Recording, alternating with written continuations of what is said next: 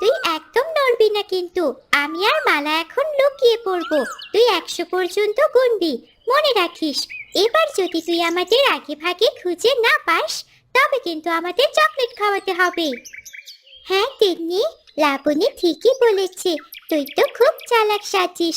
দেখি আজ কিভাবে আমাদের খুঁজে বের করিস। আমরা খুব কঠিন জায়গায় লুকোবো, তুই কিন্তু একদম চোখ খুলবি না। তোরা যে কত কঠিন জায়গায় লুকোতে পারিস তা আমার জানা আছে। আমি ঠিক খুঁজে পাবো। আমি গোনা শুরু করছি। 1, 2, 3। এই সর্দার দেখুন, এই জনমানবহীন জঙ্গলের পাশে ছোট ছোট বাচ্চারা কেমন একা একা খেলছে। এদের মধ্যে ওই চোখ বাঁধা মেয়েটাকে তুলে নিলে কেমন হয়? ঠিক বলেছিস, এটাই সুযোগ। বড়দের চোখের আড়ালে থাকলে এদের ধরা সহজ। চল চল ওদের সামনে যাই, তবে বাকি দুজনকে আগে এখান থেকে সরাতে হবে, নইলে ওরা চিৎকার করে লোক জড়ো করে ফেলতে পারে। এই যে খুকুমণিরা, তোমরা এখানে এমন রোদের মধ্যে খেলছো কেন?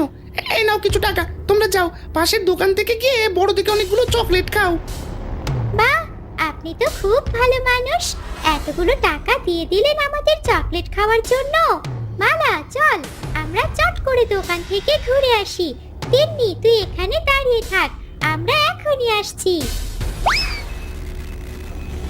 ওরে, তোরা আমাকে একা রেখে যাস না। আমার চোখের বাঁধনটা অন্তত খুলে দিয়ে যা। আমি কিছু দেখতে পাচ্ছি না। এই যে কাকুরা, আপনারা কি আমার চোখের বাঁধনটা খুলে দেবেন? তোর চিন্তা নেই খুকি, তোর বন্ধুদের যেতে দে, আমরাই তোর চোখের বাঁধন খুলে দিচ্ছি। আর দেরি করা যাবে না সর্দার, মেয়েটার হাত পা শক্ত করে বেঁধে ফেলুন জলদি। কেউ আসার আগেই এই জঙ্গলের ভেতর দিয়ে আমাদের আস্তানায় নিয়ে যেতে হবে। ডাকাত সর্দার তড়িঘড়ি করে তিন্নিকে মুখ চেপে সেখান থেকে নিয়ে চলে যায়। সন্ধ্যা হতে চলল মালতী, কিন্তু তিন্নির ফেরার নাম নেই। ও তো কখনো এত দেরি করে না। মনটা খুব কুঁডাক দিচ্ছে। তুমি শুধু শুধু চিন্তা করো না, পাড়ার সব বাচ্চারাই তো একসাথে খেলছে। ওই দেখো, লাবণী আর মালা দৌড়ে এদিকেই আসছে। কাকা কাকা, সর্বনাশ হয়েছে। অচেনা অচেনা কয়েকজন মানুষ আমাদের চকলেট কেনার টাকা দিয়ে দোকানে পাঠিয়ে দিল, আর আর তিন্নিকে ধরে নিয়ে গেল। আমরা সেখানে গিয়ে দেখি তিন্নির চোখের বাঁধন না খুলে ওকে বনের ভেতর নিয়ে পালিয়ে গেছে। ওরে আমার কপাল, আমার মেয়েটাকে কারা নিয়ে গেল? কত কষ্ট পাচ্ছে আমার মেয়েটা। আমি আমি এখন কি করব? ওগো, তুমি কিছু একটা করো। হাই বিধাতা, বারবার আমাদের সাথেই কেন এমন হয়? কোথায় পাবো ওকে অন্ধকারে? কার কাছে গিয়ে হাত পাতলে ওকে ফিরে পাবো? আমার মাথায় কিছুই আসছে না। হারান দাদা, মালতী দিদি, আপনারা এভাবে ভেঙে পড়বেন না। কান্নার শব্দ শুনেই ছুটে এসেছি। আমরা সবাই মিলে চারপাশটা খুঁজে দেখছি। দাদা চলো। মালতী দিদি, আপনি একটু শান্ত হন। ওরা তো খুঁজতে গেলই, আশা করি পেয়ে যাবে। আমার হাত দুটো খুব শক্ত করে বাঁধা, খুব লাগছে। আমি অনেকক্ষণ কিছু খাইনি। আমাকে একটু খাবার দেবে? একদম চুপ করে থাকবি। খাবার চাইলে এখানে কোনো খাবার পাবি না। আমরা এখানে ঘুমানোর চেষ্টা করছি, একদম চেঁচাবি না। এই সর্দার, কাল এই মেয়েকে শহরে বিক্রি করে দেবো। শুধু আজ রাতটুকু পাহারা দিয়ে রাখতে পারলেই একেবারে কেল্লা ফতে।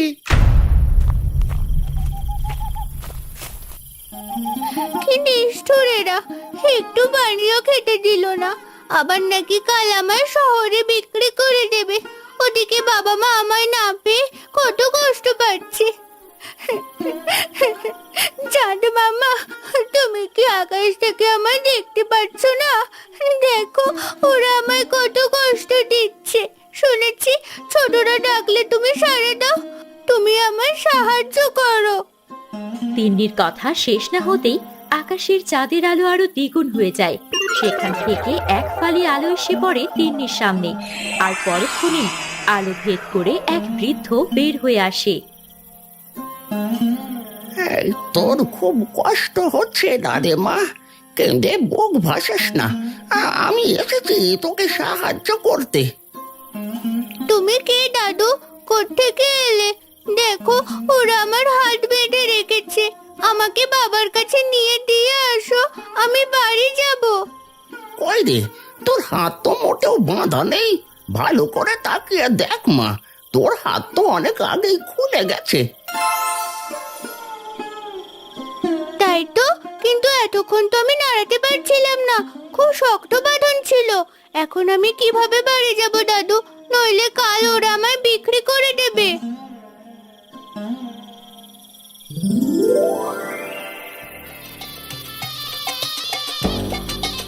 এই যে এই সোনার পাটিটা নে, এটার ওপর উঠে বসলে তোকে আর তোর বাবার বাড়ি পৌঁছে দেবে। যা মা, তুই বাড়ি ফিরে যা। বাহ, এটা তো চমৎকার জিনিস দাদু। আমি চললাম। আমাকে বাঁচানোর জন্য তোমাকে অনেক ধন্যবাদ।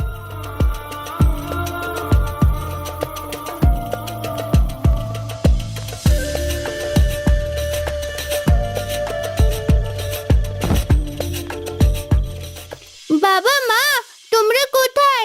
তাড়াতাড়ি বাইরে এসো, দেখো তোমাদের তিন্নি ফিরে এসেছে।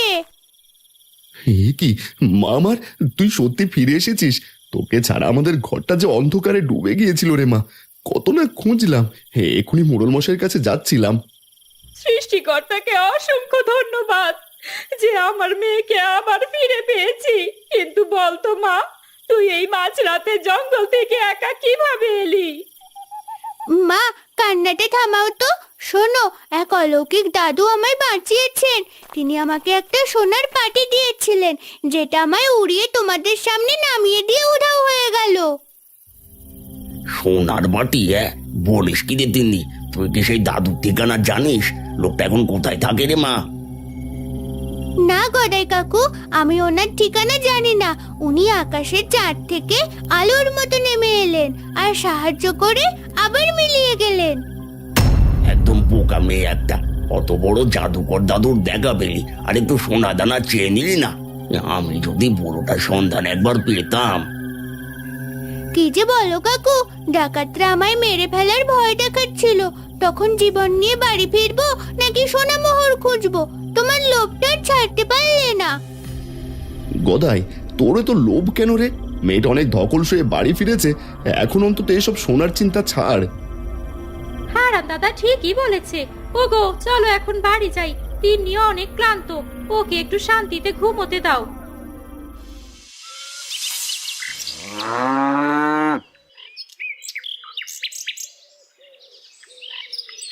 তিন্নিমা, আমি বাজারের দিকে যাচ্ছি। তোর কি বিশেষ কিছু খেতে মন চাইছে? কিছু কি নিয়ে আসবো তোর জন্য? তেমন দামি কিছু লাগবে না বাবা। অনেকদিন মিষ্টি কুমড়া ভাজি দিয়ে ভাত খাই না, শুধু একটা মিষ্টি কুমড়া নিয়ে এসো। আচ্ছা মা, তুই যখন খুব করে খেতে চেয়েছিস, তখন ফেরার সময় তোর জন্য অবশ্যই একটা ভালো দেখে মিষ্টি কুমড়ো নিয়ে আসবো।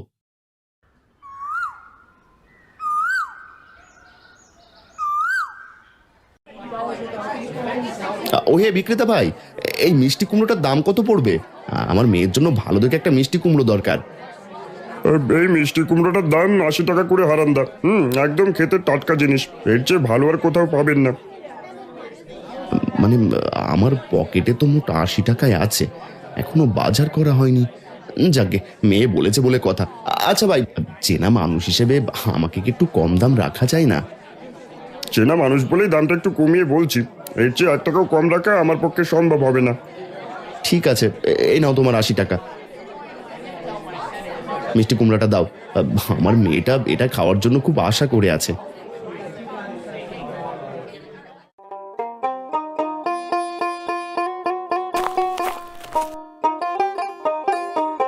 কি হারান দাদা, বাজার সেরে ফিরলে বুঝি? দেখি দেখি থোড়ে দেখি কি দামের জিনিস সওদা করলে। দামি কিছু নয় রে গদাই, তিনি মিষ্টি কুমড়ো খেতে চেয়েছিল, পকেটে শেষ 80 টাকা দিয়ে এটাই কিনে আনলাম। টাকা পয়সার দুশ্চিন্তা বাদ দিয়ে তিন্নির কাছে ওই বড় লোকটার ব্যাপারে ভালো করে খোঁজ নাও, ওনার থেকে অনেক কিছু পাওয়া যেতে পারে। তুই এখনো ওইসব আজে বাজে কথা নিয়ে পড়ে আছিস গদাই। স্বভাবটা একটু পাল্টা রে, মানুষের এত লোভে থাকাটা মোটেও ভালো নয়। এই দুনিয়ায় একটু আধটু লোভ না করলে কিছুই পাওয়া যায় না দাদা। তুমি তো চিরকাল বোকাই থেকে গেলে। তোর সাথে কথা বলা এখন আমার কাছে বৃথা মনে হচ্ছে, অনেক দেরি হয়ে গেছে, তুই এখন তোর কাজে যা। আকাশে চাঁদ হাতের মুঠোয় পেয়েও ছেড়ে দিচ্ছ দাদা। আমি হলে এটা হাতছাড়া করতাম না কখনোই।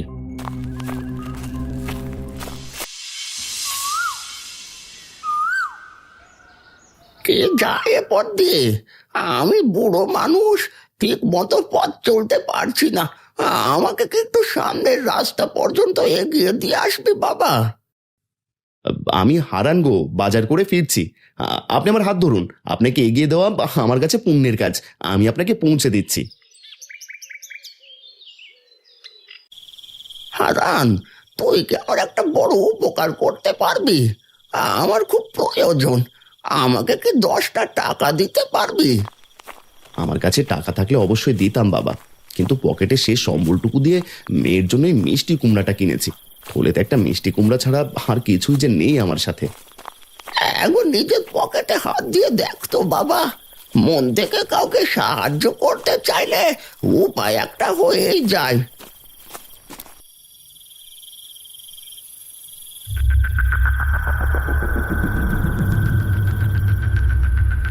এ কি, সত্যি তো আমার পকেটে 10 টাকার একটা নোট কোত্থেকে এলো? আমি তো সব টাকা খরচ করে ফেলেছিলাম। তোর মনে সাহায্য করার সত্যিকারের ইচ্ছে ছিল বলে এই টাকাটা এসেছে। এখন এই 10 টাকার সাথে মিষ্টি কুমড়োটাও আমায় দে।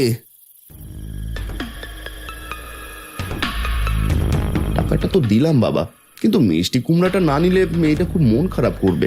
ও অনেক আশা করে পথ চেয়ে আছে, অনেক দূরের বাজার থেকে নিয়ে আসলাম। কুমড়োটা আমায় দিয়ে দে হারান। এমনও তো হতে পারে এটা নিয়ে গেলেও তোরা খেতে পারবি না, কারণ এটা হয়তো তোমাদের ভাগ্যেই নেই। এসব বলবেন না বাবা, ভয় লাগে। এমনিতেই মেয়েটার ওপর খুব ধকল গেল। আপনি যখন এত করে বলছেন তখন মিষ্টি কুমড়াটাই আপনি নিন। তবে বাড়িতে গিয়ে মেয়েটাকে আমি কি জবাব দেব সেটাই বুঝতে পারছি না। এই নে একটা বিশেষ বীজ, এটা নিয়ে বাড়ি যা। এই বীজ তোদের বড় মঙ্গল করবে, সব দুঃখ খুঁজে যাবে একদিন। কি বলছেন বাবা, এই সামান্য বীজে আমাদের দুঃখ ঘুঁচবে? পৃথিবীতে এমন অনেক কিছু তুচ্ছ করার মতো জিনিস আছে যা মানুষের ভাগ্যই বদলে দিতে পারে, কিন্তু মানুষ তা চেনেই না। এখন যা, বাকি পথ আমি যেতে পারবো। হারান বৃদ্ধর দেয়া সেই বীজ নিয়ে বাড়ি ফেরে।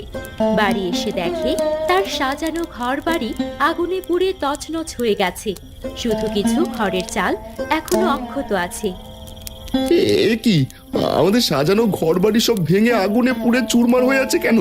মালতী, তোমরা সবাই উঠোনে বসে কাঁদছো কেন? ওগো, তুমি যাওয়ার পর তিন্নি খেলতে গিয়েছিল, তখনই কিছু ডাকাত এসেছিল। ওরা তিন্নির খোঁজ করছিল খুব করে। ওরা আমাকে খুঁজে না পেয়ে আগে ঘর বাড়ি সব ভেঙে গুড়িয়ে দিয়ে এমনকি আগুন দিয়ে পুড়িয়ে দিয়ে গেছে। ওরা বলেছে আবার আসবে, আমাকে না নিয়ে নাকি ওরা থামবে না। অনেক সহ্য করেছি, আর নয়। ডাকাতদের ভয়ে এভাবে তটস্থ হয়ে থাকা যায় না। আমি এখনই মোড়ল মশাইয়ের কাছে যাচ্ছি। তোমার ভাইকেও সাথে নিয়ে যাও, গিয়ে দেখো মোড়ল মশাই কি বলেন। মালতীর কথা মতো গদাইকে সাথে নিয়ে এই অন্ধকার রাতে মোড়লের বাড়ি গিয়ে সব কথা খুলে বলে। সবই শুনলাম। তোমাদের ওপর দিয়ে এত বড় ঝড় বয়ে গেল, অথচ আমি কিছুই জানলাম না। ডাকাতরা যে কবে কখন হানা দেয় সেটা বোঝা বড় দায়। মোড়ল মশাই, আপনি আমাদের গাঁয়ের কর্তা, আপনি কিছু একটা করুন। এভাবে ঘর বাড়ি হারালে আমরা ছোট মেয়েটাকে নিয়ে কোথায় দাঁড়াবো? আমি অবশ্যই ব্যবস্থা নেব। কাল সকালে এই গ্রামে ঘোষণা দিচ্ছি, তোমরা একটু ধৈর্য ধরো, আমি পাশে আছি। জি মোড়ল মশাই, আপনি একটা ব্যবস্থা করুন। আজ আমার দাদার ঘর পুড়িয়েছে, কাল আমার বাড়িতে হামলা করবে না, তার কি ঠিক ঠিকানা আছে? ঘর বাড়ি তো সব মাটির সাথে মিশে গেছে, এখন আমাদের মাথা গোজার ঠাঁইটুকুও তো নেই। আপনি যদি দয়া করে কিছু সাহায্য করতেন। এই মুহূর্তে আমার কাছে তো হাতে নগদ টাকা নেই রে হারান।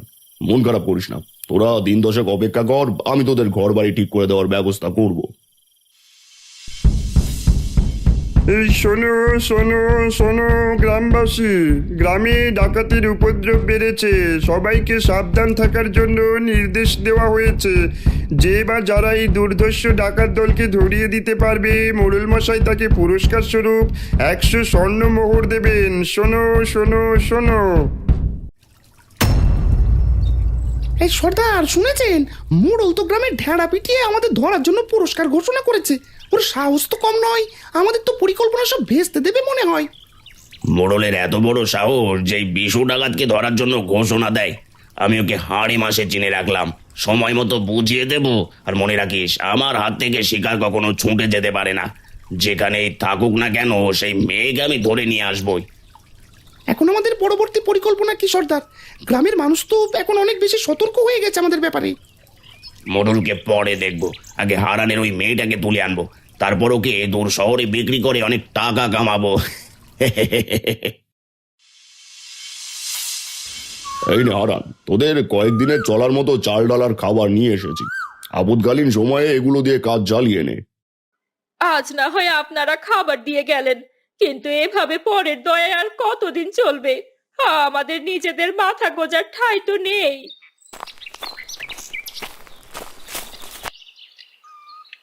আমরাও কিছু শুকনো খাবার এনেছি দাদা। এই বিপদে আমাদের যতটুকু সাধ্য ততটুকু করার চেষ্টা করছি। তোমাদের ছোট বউ মুড়ি পাঠালো। ভালো করেছিস গদাই।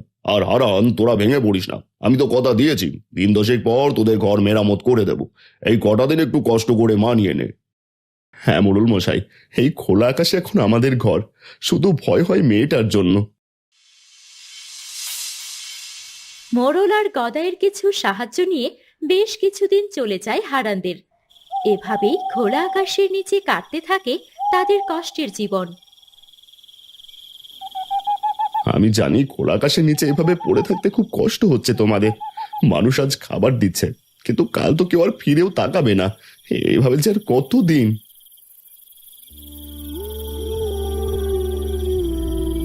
মাতিনি, বাবাকে বল এখন সময় এসেছে সেই বীজটা লাগানোর। বীজটা কাজে লাগা। বাবা, ও বাবা, ওঠো, হয়েছে। রহস্যময় বুড়ো দাদু আমার স্বপ্নে এসে এক অদ্ভুত কথা বলে গেলেন। কি হয়েছে রে মা? এইভাবে মাঝরাতে এমন করে ডাকছিস কেন?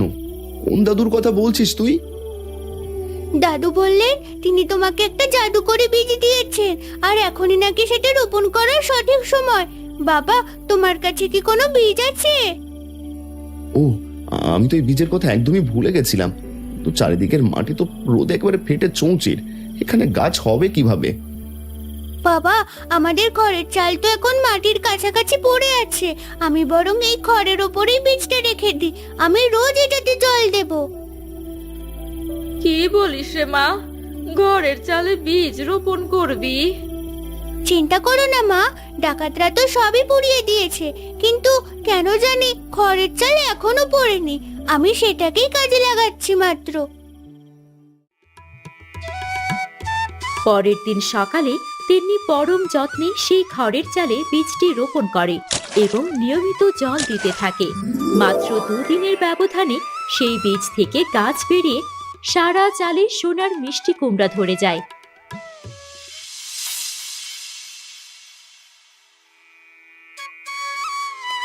বাবা, মা, জলদি বাইরে এসো, দেখে যাও আমাদের ভাঙা খড়ের চালে কি চমৎকার সোনার মিষ্টি কুমড়া ধরেছে।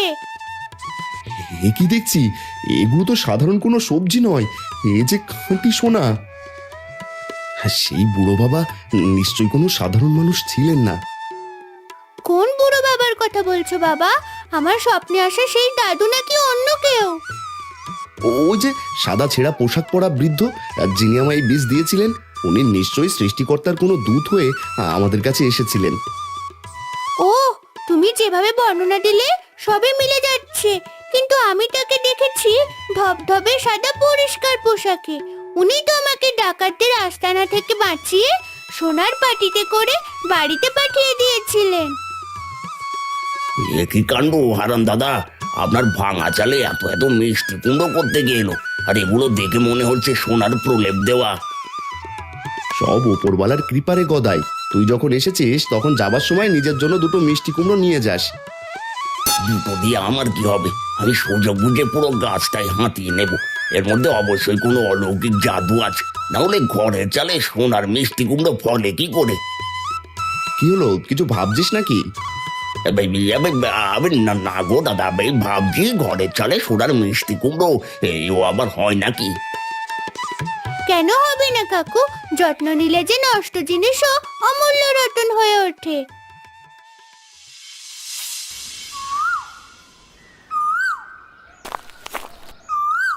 বাহ হারান, তোর তো এখন আর টাকার কোনো অভাব নেই। এই সোনার মিষ্টি কুমড়ো দিয়ে তোদের সব দুঃখ ঘুঁচে যাবে, আর আমার ঘর দিতে হবে না, তাই না? ঠিকই বলেছেন মোড়ল মশাই, সৃষ্টিকর্তার কৃপায় ভালোই দাম পাচ্ছি বাজারে। অনেক দামে এগুলো বিক্রি হচ্ছে, আমরা নিজেরাই সারিয়ে নিতে পারবো। বেশ বেশ, তা আজ রাতে তোরা সবাই সপরিবারে আমার বাড়িতে আসবি। রাতের খাবারটা আমাদের বাড়িতেই খাবি। বাড়িয়ে তোর বউকেও বলিস কথাটা। আপনি যখন এত করে বলছেন মোড়ল মশাই, তখন আমরা অবশ্যই যাব। বিপদের দিনে আপনি আমাদের অনেক উপকার করেছেন। আমি খুব খুশি হয়েছি মোড়ল দাদু, আজ অনেকদিন পর ভালো ভালো খাবার খাওয়া যাবে। অবশ্যই, কিন্তু তোদের চাষ করা সোনার মিষ্টি কুমড়ো আমার জন্য একটা নিয়ে যাবে। হ্যাঁ, তার বলতে মোড়ল মশাই, আমরা রাতে সবাই যাব আপনার ওখানে।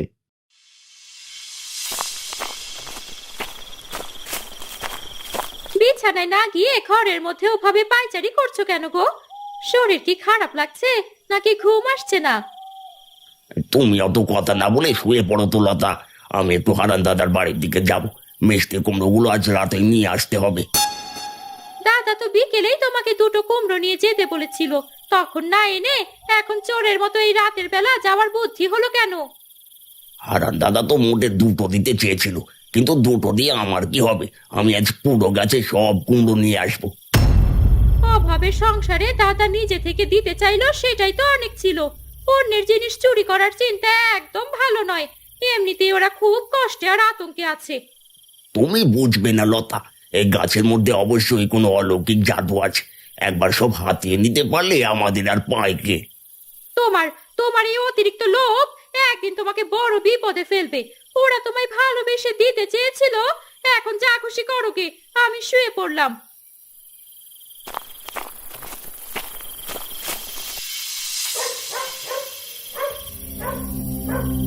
হারান দাদারা সপরিবারে মোড়লের বাড়ি যাচ্ছে। এই তো সুবর্ণ সুযোগ, বাড়ি একদম ফাঁকা। আজ সব কুমড়ো আমি একাই নিয়ে নেব। দেরি করা যাবে না, বাড়ি থেকে চট করে কাস্তেটা নিয়ে আসি। আজ একটা মিষ্টি কুমড়ো আমি চালের ওপর বাকি রাখবো না। এই বলে গদাই তাদের ঘর থেকে কাস্তে আনে, আর হারানের ভাঙা ঘরের চালে উঠে মনের সুখে মিষ্টি কুমড়া কাটতে থাকে। একটা বিড়ি জ্বালায়।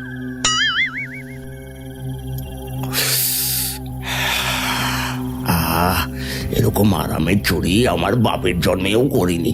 তাড়াহুড়ো করে লাভ নেই, ধীরে ধীরে আস্তে আস্তে কাটি। সবগুলো কাটতে হবে।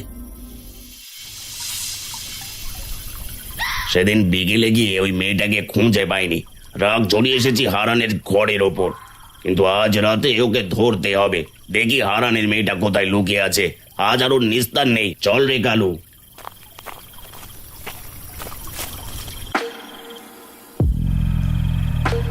এই সর্দার, বাড়িতে তো কেউ দেখছে না কাউকে, কিন্তু ঘরের চালের উপর কে যেন নড়াচড়া করছে। ওই তো দেখা যাচ্ছে। যে হোক, আজ কাউকে রেহাই দেওয়া চলবে না সর্দার। এই ছোকরা, নিচে নাম। নিচে নেমে আয় বলছি। নিচে না নামলে কিন্তু এক কোপে তোর মাথা দুই খণ্ড করে দেব। সাহস কত তোর? এত রাতে চালে উঠে বসে আছিস? আমি নিচে নামবো না, আমাকে ছেড়ে দাও। আমি নিরীহ মানুষ। আমি এখানে শুধু মিষ্টি কুমড়ো চুরি করতে এসেছি। আমাকে মেরো না দাদারা। চুরি করতে এসেছিস মানে? তোকে আজ এমন পিটুনি দেবো যে জীবনে চুরি করা ভুলে যাবি। এই কালু, ধরে আনতো বেটাকে। সর্দারের কথা শুনে কালু চালের উপর উঠে গদাইকে ধরে নিয়ে আসে। মার বেটাকে। বিড়ি জ্বালিয়ে আরামসে চুরি করছিস, তাই না? আজ হাড় মাংস একেবারে এক করে ফেলবো বেটাকে। ও গো, আমাকে ছেড়ে দাও। আমি আর জীবনে এমন কাজ করব না। আমি শুধু একটু লোভের বসে কুমড়ো নিতে এসেছিলাম। আমাকে মেরো না। ওরে বাবা! কে ওখানে? আমার বাড়িতে এত রাতের বেলা কিসের এত চেঁচামেচি আর মারপিট চলছে? দাদা, তোমরা পালাও। আমি তোমার মিষ্টি কুমড়ো চুরি করতে এসে ডাকাতদের হাতে পড়েছি। তোমরা পালিয়ে যাও, পালিয়ে যাও তোমরা। তোমরা তিন্নিকে খুঁজছে। এই তো তিন্নিকে পাওয়া গেছে। কোথায় যাবি আর একে তুলে নে জলদি। আজ আর কোনোভাবেই এই মেয়েটাকে আমাদের হাতছাড়া করা যাবে না। খবরদার, আমার মেয়েকে তোদের নিয়ে যেতে দেবো না। তোদের পিশাচদের হাতে আমার মেয়েকে ছাড়বো না আমি। এ কথা বলতেই পেছন থেকে এক ডাকাত হারানের মাথায় লাঠি দিয়ে আঘাত করে। হারান মাটিতে পড়ে যায়। ওগো, তোমারে কি হলো? মাথা ফেটে যে রক্ত পড়ছে। ওরা যে তিন্নিকে নিয়ে যাচ্ছে গো।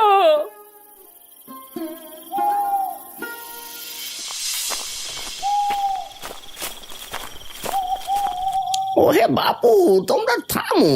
মাঝরাতে ছোট্ট ওই বাচ্চা মেয়েটাকে এভাবে তুলে নিয়ে গিয়ে কি কাজটা তোমরা ভালো করছো? হ্যাঁ, আপনি আবার কে? এই মাঝরাতে জঙ্গলে ঘোরাঘুরি করছেন? মেয়েটা কি জানি বলতে চাইছে। মুখের রুমালটা একটু সরিয়ে দাও না বাবা। এই কালু, আমরা তো আমাদের ডেরায় প্রায় এসেই পড়েছি। মুখটা খুলে দেখুন।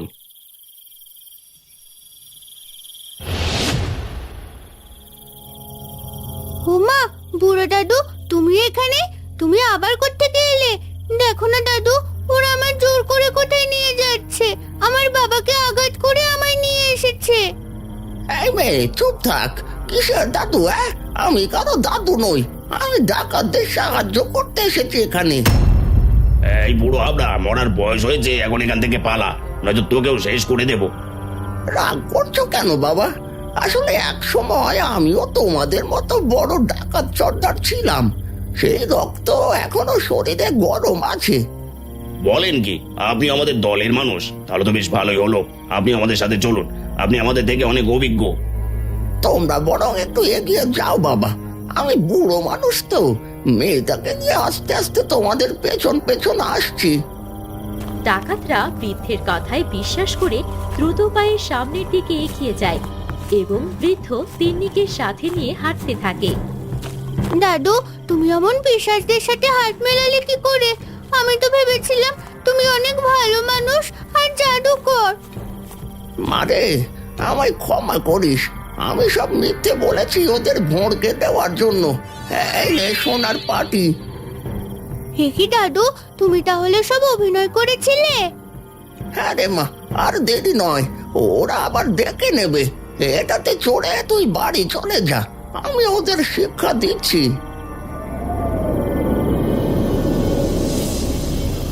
এই বুড়ো, তুই এখানে দাঁড়িয়ে কেন? মেয়েটা কোথায় গেল? তুই কি ওকে লুকিয়ে ফেলেছিস নাকি? তোরা নিরীহ মানুষের ওপর অনেক জুলুম করেছিস, নিজেদের খুব চালাক ভাবিস, তাই না? এবার তোদের পাপের ফল ভোগ করার সময় এসেছে। কি আবল তাবল বকছিস বুড়ো? সোজা আঙুলে ঘৃণা উঠলে আমরা আঙুল বাঁকাতে জানি।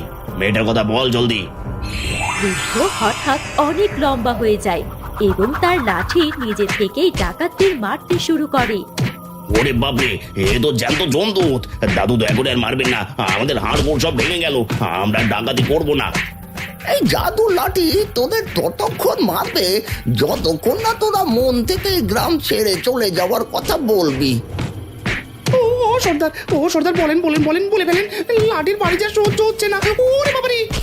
আমরা আজ এই গ্রাম ছেড়ে চিরকালের জন্য চলে যাবো দাদু। আর কোনোদিন এমুক হবো না, ডাকাতি করাও ছেড়ে দেবো। দয়া দয়া করে লাঠিকে থামতে বলুন। ঠিক আছে, বিশ্বাস করে নিলাম। এই লাঠি, এবার থাম। চলে আয় আমার হাতে। ওগো, তুমি এভাবে ভেঙে পড়ো না। আমার মন বলছে আমাদের তিন্নির কোনো ক্ষতি হবে না। ওই দেখো, দূরে কে যেন আসছে। হেমালতি, ওই তো আমাদের মা ফিরে আসছে। ওর সাথে একটা সোনার পাটিও দেখা যাচ্ছে। বাবা, মা, দেখো, আমি আবার ফিরে এসেছি। ওই অলৌকিক বুড়ো দাদুই আমাকে এবারও ওই ডাকাতদের হাত থেকে রক্ষা করেছেন। বাবা, আপনি এসেছেন আমাদের বাড়িতে? হ্যাঁ রে হারান, না এসে আর থাকতে পারলাম না। সৎ মানুষের পাশে থাকলে আমার যে অনেক ভালো লাগে। দাদু, তুমি যখন ডাকাতদের সাথে যোগ দেওয়ার কথা বলছিলে, তখন আমি সত্যি ভেবেছিলাম তুমিও বুঝি ওদের মতো ডাকাত হবে। মারে, মন্দ মানুষকে উচিত শিক্ষা দিতে গেলে মাঝে মাঝে আমাদের ওরকম মন্দ সেজে অভিনয় করতে হয়। বাবা, আমি আসলে নিজের ভুল বুঝতে পেরেছি। আমি কিছু বলতে চাই, আমাকে কি ক্ষমা করা যায় না? আমি যে দাদার গাছ থেকে সোনার মিষ্টি কুমড়ো চুরি করতে এসেছিলাম। তোর মনে কি চলছে আমি সব জানি গদাই। অতিরিক্ত লোভ মানুষের পতন ঘটায়, তাই লোভ ছেড়ে পরিশ্রমী হওয়ার চেষ্টা কর। তুই হারানের কাছ থেকে কিছু সোনার মিষ্টি কুমড়ো নিয়ে যা, সেই বীজ বিক্রি করে তুই নতুন করে চাষবাস শুরু কর। আপনার ঋণ আমি কোনোদিন শোধ করতে পারবো না বাবা। আপনি আমাদের বিপদের দিনে দেবদূতের মতো এসে সাহায্য করেছেন। হারান, এখন থেকে মিষ্টি কুমড়ো বিক্রি করেই তোর সব উন্নতি হবে। নিজের ঘর বাড়ি নতুন করে গড়ে তোল, আর কারো সাহায্যের দরকার হবে না। যাক, অবশেষে আপনার জন্য আমার মেয়েও রক্ষা পেল ওই ডাকাতদের কাছ থেকে। আর ঘরের চালে সোনার মিষ্টি কুমড়াও ঝকঝক করছে। হবে না মা, অনেকদিন পর কোনো রূপকথার গল্পের মতো এক জাদুকর দাদুর ডাকাত হওয়ার অভিনয় দেখলাম। কি বলে তোমরা, দাদুর অভিনয়টা কেমন হয়েছে বলো তো বন্ধুরা?